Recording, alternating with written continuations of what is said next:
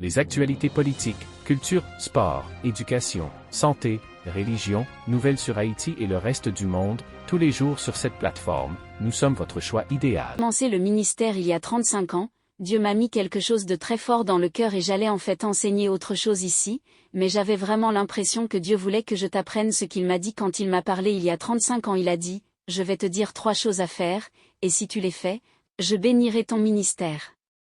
Faites toujours tout ce que vous faites avec excellence, soyez toujours une personne intègre, gardez votre parole, et ne vous embrouillez jamais avec l'argent qui passe entre vos mains dans le ministère. Il m'a dit des choses comme, mettez des choses dans mon cœur comme, si vous prenez un engagement parlant pour une église plus petite, vous allez aller faire, nous avons appelé EM Camp Meeting à l'époque.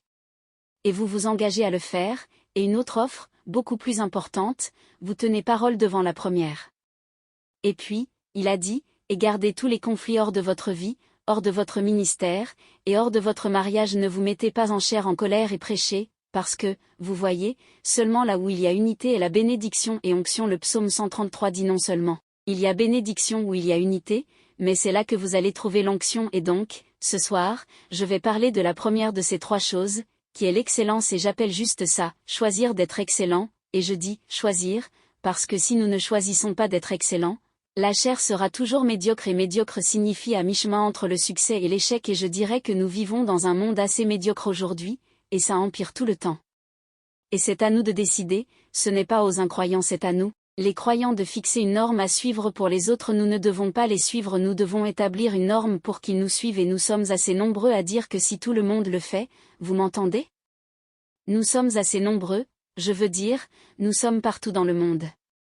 Nous sommes assez nombreux, si tout le monde va vraiment commencer à ne pas simplement aller à l'église, mais à servir Dieu de tout son cœur, à faire un abandon complet et à être prêt à faire ce que vous savez être juste, pas ce que vous avez envie de faire. Amen. Je pensais aujourd'hui, que se passerait-il si chaque personne, disons simplement, chaque personne ici, prenait l'engagement pendant seulement 30 jours de faire ce que vous savez être juste au lieu de ce que vous avez envie de faire?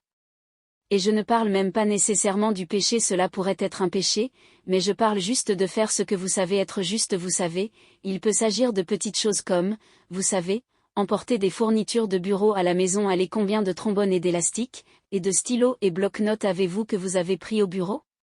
Eh bien, nous allons continuer à partir de là. Voyez, il y a toujours, chaque fois que nous ne sommes pas excellents, il y a toujours un peu de conviction, je veux dire, juste un peu, vous savez, ce peu, comme un petit ongle dans votre esprit. Et quand nous apprendrons à suivre cela, nous apprendrons à être des personnes vraiment très excellentes.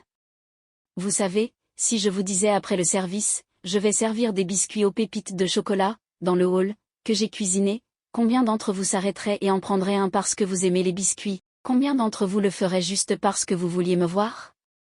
Oubliez-moi, on parle des biscuits et puis, et si je disais, j'en ai ajouté un petit, minuscule, nouvel ingrédient dans la pâte? J'y mets juste environ un tiers d'une cuillère à café de crotte de chien. Mais il est agité dans ce gros lot de pâte, et vous n'y goûterez pas. C'est juste. Combien d'entre vous ne se soucieraient plus d'obtenir un de mes biscuits? Eh bien, voyez, c'est ce dont nous devons faire attention dans le monde. Allez, vous me comprenez? Nous ne voulons pas être chrétiens avec juste un peu du monde en nous, où nous allons à l'église le dimanche et agissons comme le diable le reste de la semaine, où nous allons à l'église le dimanche, et puis, lundi, nous sommes assis avec tout le monde au travail à bavarder sur le patron, à craber, à se plaindre, à murmurer et à grogner. Nous voulons être excellents et nous devons choisir d'être excellents, et l'excellence n'est pas la perfection, c'est juste prendre ce que vous avez et faire de votre mieux que vous pouvez en faire. Vous pourriez avoir une vieille voiture, mais cela ne veut pas dire qu'il ne faut pas le garder propre. Eh bien, cela s'est bien passé. Vous voyez, certaines personnes pensent, eh bien, je veux une nouvelle voiture, eh bien, vous savez quoi? Jusqu'à ce que vous gardiez l'ancien propre et que vous en gardiez les déchets, vous n'en aurez peut-être pas de nouveau. Et c'est si important de ne pas simplement faire la bonne chose quand quelqu'un regarde, mais je pense qu'il est particulièrement important de faire la bonne chose quand personne ne regarde sauf Dieu. Et il regarde toujours. Une des choses que je me suis mis au défi de faire, et je fais ça juste parce que j'avais l'impression que Dieu le mettait sur mon cœur, chez moi chaque fois que je sors quelque chose et que je l'utilise, mon objectif est de le remettre là où je l'ai obtenu, et c'est incroyable à quelle différence une pièce ressemble quand on s'en sort. Je veux dire, j'ai été étonnée, vous savez, car genre, une femme va dans la salle de bain, et on a du maquillage et 3 peignes, et des Sèche-cheveux et des fers plats, et des lotions et des potions, vous savez, toutes sortes de trucs et parfois, si je suis pressée, je ne remets pas tout ce truc là où ça va juste alors et donc, parfois, on peut croire qu'un cyclone s'est déclenché dans la salle de bain et on m'a pris le temps de simplement remettre le couvercle sur le dentifrice et de le ranger, il suffit de tout faire avec excellence. Maintenant, voyez-vous, cela peut vous sembler insensé, mais je crois que si nous ne sommes pas excellents dans les petites choses, que nous ne parviendrons jamais à être excellents dans les grandes choses donc, nous devons le choisir vous savez. Nous avons ces petites publications Instagram, en plus d'être sur Facebook, et mon équipe, je ne fais pas ça, mon équipe va mettre des légendes sur ses posts Instagram et ça a toujours quelque chose à voir avec ce que j'enseigne, mais ce n'est pas forcément le titre de l'enseignement et je tire un tel coup de pied de regarder combien de gens regardent quel titre récemment, j'en ai eu un, étudier le mot, nous en avons eu 42 000 téléchargements, j'en ai eu un qu'ils appelaient, détendez. Vous et ne faites rien. Et il y a eu 300 000 téléchargements. Maintenant, qu'est-ce que ça vous dit sur où nous en sommes? Vous voyez, ils ont vu le titre, étudier le mot, un quart des gens ne s'intéressaient qu'à ça. Mais si nous voulons nous asseoir et ne rien faire, tout le monde aime ça. Mon fils était chez moi l'autre soir, c'est notre bébé, mais il a 42 ans, il va avoir 43 ans. Et il a un côté ludique avec lui.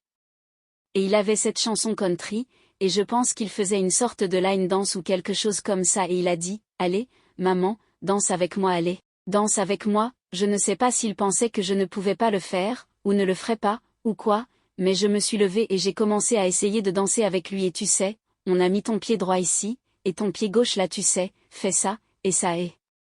Et donc, il filme le tout et il le met sur Facebook ok, maintenant, tu es prêt pour ça? On a eu 1 300 000 vues le dessus.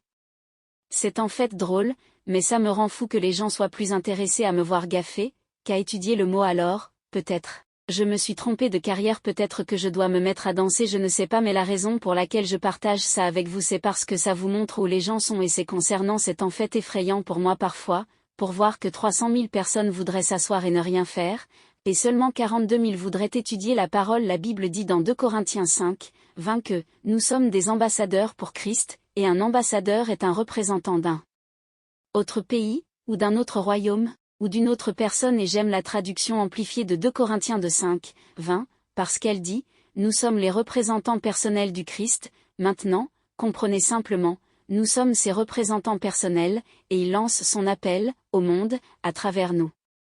Maintenant, c'est fort donc, ça veut dire que je ne peux pas juste sortir et faire ce que je ressens, je dois choisir de faire ce que je sais que je dois faire. La chair est forte, et elle va vous tirer dans la mauvaise direction.